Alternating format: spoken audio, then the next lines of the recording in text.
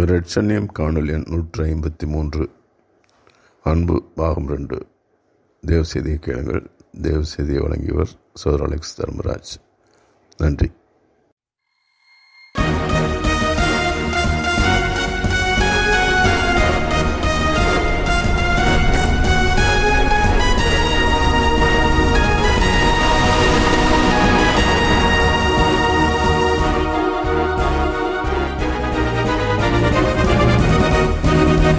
அடுத்ததாக யோவான் 3 அதிகாரம் 14 நீங்கள் வாசிப்பீர்கள் என்று சொன்னால், தேவன் தம்முடைய ஒரே பேரான குமாரனை விசுவாசிக்கிறோன் எவனோ அவன் கெட்டுப்போகாமல் நித்திய ஜீவனை அடையும்படிக்கு அவரை தந்தருளி இவ்வளவாய் உலகத்திலே அன்பு கூர்ந்தார் என்று பார்க்கிறோம். எவ்வளவாய் உலகத்திலே அன்பு கூர்ந்தார்.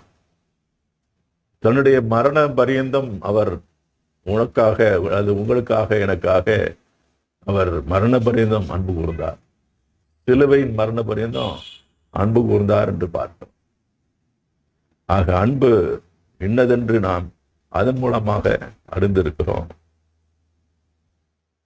அடுத்ததாக அன்பை விளங்க பண்ணினார் என்று சொல்லி அடுத்த ஒரு அதிகாரத்தில், அது வசனத்திலே பார்க்கிறோம். ரோமர் 5 அதிகாரம் 3 வசனத்திலே நாம் பார்ப்போம் என்று சொன்னால், நாம் பாவிகளாக இருக்கையில் கிறிஸ்து நமக்காக மரித்ததினாலே தேவன் நம்மில் வைத்த தமது அன்பை விளங்க பண்ணினார். அவர் அன்பை விளங்கச் செய்தார்.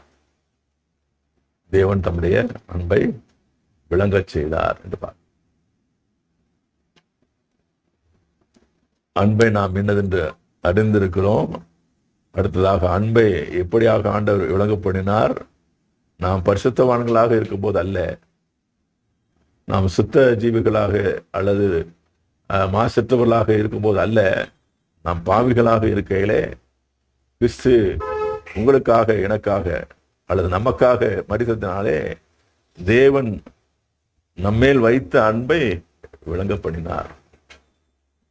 எவ்வளவு அருமையான காரியம் பாருங்க.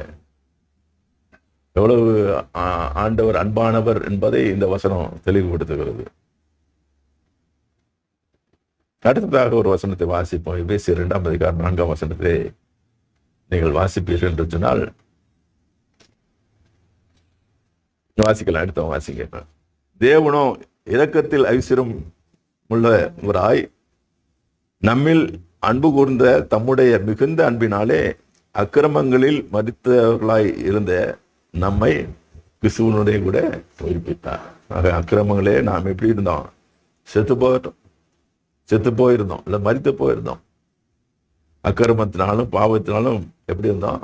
மரித்து, அது ஒண்ணுமே சொல்ல முடியாத நிலைமையிலே நாம் மக்கி போயிருந்தோம், நாற்றம் எடுத்து இருந்தோம்.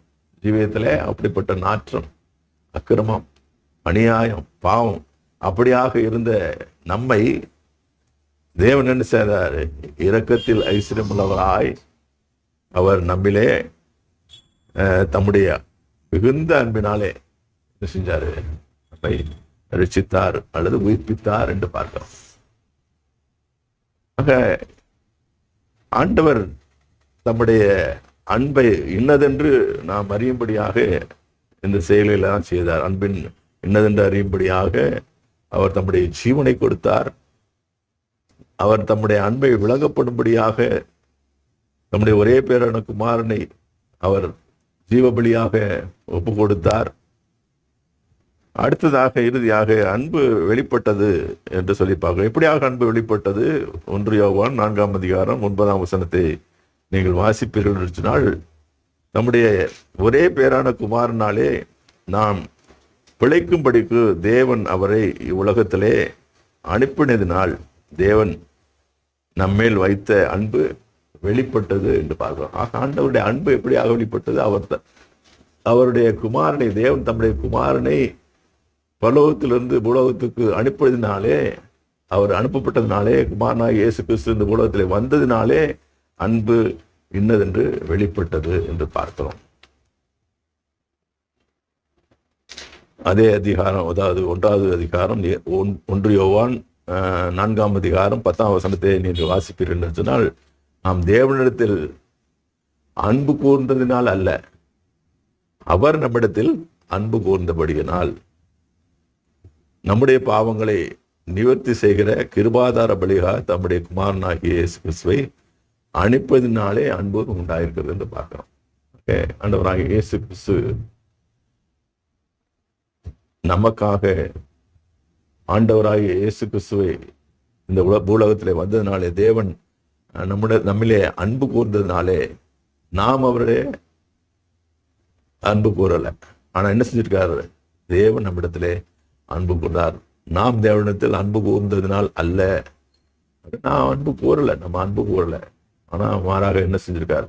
அவர் நம்மை நேசித்ததுனால, அவர் நம்மளே அன்பு கூர்ந்ததுனாலே, அவர் தம்முடைய குமாரனை பூலகத்துக்கு அனுப்பி அவர் அன்பு கூர்ந்தபடினாலே பாவங்களை நிவர்த்தி செய்கிற கிருபாதார பலியாக அவர் அனுப்பப்பட்டதுனாலே அன்பு உண்டாயிருக்கிறது, பூலகத்தில் அன்பு உண்டாயிருக்கிறது பார்க்கிறோம். ஆக அன்பு இந்த பூலகத்தில் எப்படி உண்டாயிருக்கிறது, அல்லது அன்பு எப்படி இந்த பூலகத்திலே வெளிப்பட்டது என்று பார்க்கும்போது, ஆண்டவராகிய இயேசு கிறிஸ்து தம்முடைய இரத்தத்தை கல்வாயிலே சிந்தி உலகத்தின் பாவத்துக்காக, உலகத்தை ரட்சிப்பதற்காக கிருபாதார பலியாக தம்மை தாமே ஒப்பு கொடுத்ததுனாலே அன்பு வெளிப்பட்டது என்று பார்க்கிறோம். அன்பு உண்டாயிருக்கிறது என்று பார்க்கிறோம். அன்பு என்னதென்று நாம் அறிந்திருக்கிறோம் என்று சொல்லி இந்த வசனத்தின் மூலமாக நாம் அறிகிறோம். ஆகவே ஆண்டவராகிய இயேசு கிறிஸ்து உலகத்துக்கு வந்த பிறகுதான் அன்பு என்று இந்த வார்த்தைக்கே ஒரு மேன்மை உண்டாயிருக்கு. இப்ப இளம்பிள்ளைங்க இளவட்டவங்க என்ன சொல்றது, ஐ லவ் யூ ஈஸியா சொல்லிடுறாங்க. ஆனா ஆண்டவர் அதற்கு முன்பதாகவே ஐ லவ் யூ என்று உங்களை பார்த்து, என்னை பார்த்து சொல்லியிருக்கிறார் இல்லையா? அவர் நேசிக்கிறேன் என்று சொல்லி. அதான் சிறந்த அன்பு. இன்னைக்கு அவரை காப்பிடிக்கிற மாதிரி நம்ம காப்பிடிக்கிறோம். ஆனா அத்தகைய அன்பு, ஆண்டவர் கொடுத்த அன்பு, ஆண்டவருக்கு நிகரான அன்பு நம்மிடத்துல இருக்கிறதா என்று சொல்வோம் என்று கேள்வி கேட்போம் என்று சொன்னால் அது பெரிய கேள்விக்குறியாக தான் இருக்கிறது. அப்படிப்பட்ட அன்பு நம்மிடத்துல இல்லை. ஆனாலும் ஆண்டவர் என்ன சொல்றாரு?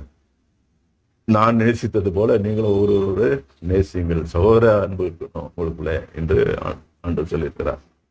ஆக நமக்குள்ளாக ஆண்டவர் கொடுத்த அன்பு, தேவனுடைய அன்பு, தேவன் நமக்காக வெளிப்படுத்தின அன்பு, காண்பித்த அன்பு, நமக்குள்ளாக உண்டாக்கின அந்த அன்பு எப்படியாக இருக்கிறது என்று சொல்லி நாம இந்த நாளிலே ஆராய்ந்து பார்ப்போம். கர்த்தருடைய நாமம் மகிமைப்படுவதாக. ஆமென், ஆமென்.